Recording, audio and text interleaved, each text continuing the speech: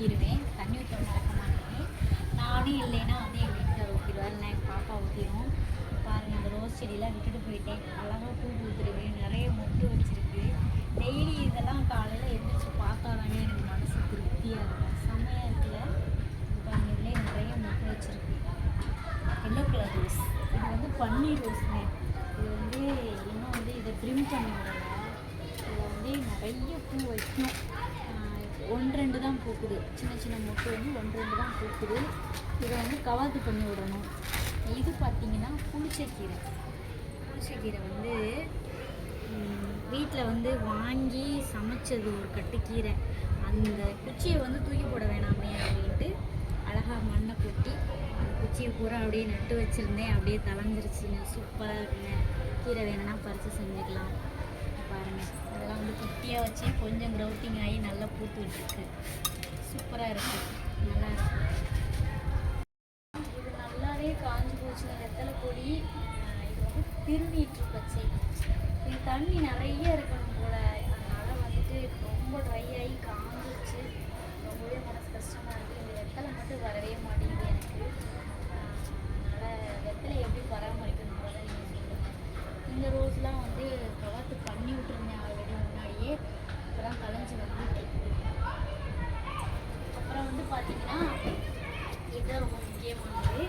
என்னென்னு கேட்டிங்கன்னா, இதில் வந்து நான் பொடலங்கொடி போட்டிருந்தேன். நான் நிறையா அதெல்லாம் கொடியெலாம் காஞ்சி முடிச்சு எல்லாத்தையும் பறித்து போட்டேன். இதில் வந்து பார்த்திங்கன்னா பீக்கங்காய் விதை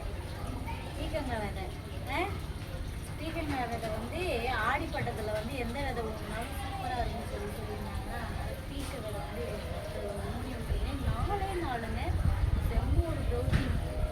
இதை ஜூம் பண்ணி காட்டுமா எப்படி இருக்குன்னு. சூப்பராக வந்திருக்குதுங்க. ரொம்பவே எனக்கு ஹாப்பியாக இருக்குது. ஆடிப்பட்டத்தில் வந்து தேடி பார்த்து இதை வைக்கணும்னு சொல்லுவாங்கல்ல, அந்த மாதிரி சரி நல்லா வந்திருக்கு. பார்ப்போம் காய் எப்படி காய்க்குதுன்னு. எங்கள் அம்மா கொடுத்த விதை. நல்லா காய் நல்லா இவ்வளோ பெருசாக நீளமாக இருக்குமா. இது பார்த்திங்கன்னா பாவப்பொடி. பாவ விதையை வந்து சும்மா பூச்சி போட்டுருக்கோம். அது நல்லா சூப்பராக வந்து மேலே போய் 2-3 பெஞ்சு வச்சுருக்கேன். அழகாகவே இருக்குது. அதுலேயும் பார்த்திங்கன்னா பொடி நல்லா ஒரு கொடிமல்லி போல். அது வந்து கொடி போயிட்டே இருக்குது. இன்னும் பூக்கலை. ஆனால் முன்னாடி பூத்துச்சு. இப்போ வந்து பூக்கவே இல்லை, இனி காட்டவே இல்லை. அப்புறம் எனக்கு பிடிச்ச ஃபேவரட் காய் ஒன்று இருக்குது, சுண்டைக்காய். அது பார்த்திங்கன்னா அங்கே இருக்குது. செம்ம ஒரு க்ரௌத்திங்க. தண்ணி ஊற்றிக்கிட்டே இருக்கும். அப்புறம் பார்த்திங்கன்னா அந்த கழனி தண்ணி, வேஸ்டேஜ் தண்ணி, அது இதுன்னு சொல்லி சமைக்கிற தண்ணி எல்லாம் ஊற்றிக்கிட்டு இருக்கும். நல்லா கிளையடிச்சு சூப்பராக பூ வச்சு பிஞ்சு வச்சுருக்கு. அது எனக்கு ரொம்ப பிடிக்கும். ஸோ வந்துட்டு நான் இல்லாட்டியும் அது நல்லா வந்துகிட்ருக்கு. அதனால ஒரு ரொம்ப ஹாப்பியாக இருக்குது. நம்ம வீட்டில் செடியெல்லாம் நிறையா இருந்துச்சுன்னா செம்ம ஒரு வைப்ரேஷனாக இருக்கும் இல்லையா, அந்த ஃபீல் தான். டெய்லி எந்திரிச்சுமே இதெல்லாம் பார்த்தாவே எனக்கு ரொம்ப ஹாப்பியாக இருக்கும். அப்புறம் பார்த்திங்கன்னா இந்த மணி பிளான்ட்டு பாருங்கள். இந்த மணி பிளான்ட்டு பார்த்தீங்கன்னா வைக்கிறப்பே பயந்து வச்சேன். ஏன்னா மணி பிளான்ட்னா எனக்கு ரொம்ப பிடிக்கும். வரதோ என்னமோ பயந்து வச்சேன். சூப்பராக வந்திருக்குங்க. இப்படி போய் அப்படியே வளைச்சி அப்படியே சுற்றி வந்து இப்படி கொடி எடுத்து விட்ருக்கேன்.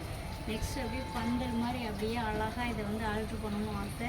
வந்துருக்கு. நல்ல ஒரு க்ரௌத்திங்காக இருக்குது. இங்கிட்டு பார்த்தீங்கன்னா இந்த செடியெல்லாம் வந்து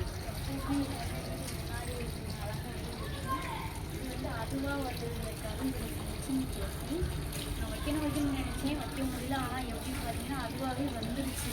எங்கிட்ட விதை வந்து எப்படி வந்துச்சுன்னே தெரியல, அதுவாகவே வந்துருச்சு. எனக்கு ரொம்ப ஹாப்பியாக இருந்துச்சு. திடீர்னு வீட்டுக்கு முன்னாடி வந்த செடி, துளசி செடி, சின்ன செடி என்னை தேடி வந்த மாதிரி இருந்துச்சு. அவ்வளோ ஹாப்பி. இந்த துளசி நான் வச்சது வந்து வெள்ளை துளசி. இதெல்லாம் பார்த்தீங்கன்னா அப்புறம் கத்திரிக்காயெல்லாம் பறிச்சாச்சு. கத்திரி செடியெலாம் காய்ச்சி முடிஞ்சிருச்சு. அடுத்து வேறு ஏதாச்சும் காய்கறி வைக்கணும் இனிமேல் தான். ஓகே, டாடா பாய். உங்களுக்கும் வந்து உங்கள் கார்டன்லேயும் வந்து நிறைய காய்கறி செடி கொடியெல்லாம் உங்கள் வீட்டில் வச்சிங்கன்னா அந்த ஃபீல் எப்படி இருக்கும் அப்படிங்கிறத கமெண்ட்டில் வந்து சொல்லுங்கள். எனக்கு ரொம்ப ரொம்ப ரொம்ப பிடிக்கும். எந்திரிச்சதுமே அது முகத்தில் தான் மொழிகிறணும்னு ஆசைப்படுவேன். உங்களுக்கும் என்ன ஃபீல்னு சொல்லி சொல்லுங்கள்.